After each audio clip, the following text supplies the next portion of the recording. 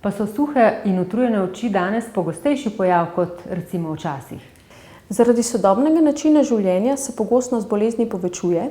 Ljudje veliko ur preživijo pred računalniškimi ekrani, natančno gledajo, delajo na bližino in s tem se zmanjša pogostnost mežikanja.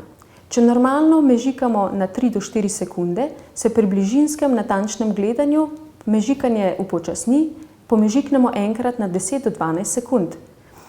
Pri normalnem očesu solzni film obstane, medtem ko pri tistih, ki imajo suho oko, solzni film razpade, oko ni zaščiteno in je izpostavljeno zunanjim dejavnikom.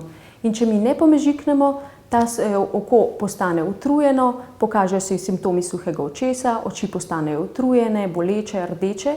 To dodatno seveda pospešuje bližinsko delo, ne morejo gledati niti televizije, težave imajo pri delu na računalnik, težave imajo pri vožnji avtomobila in pa seveda imajo težave v vseh klimatsko neugodnih razmerah.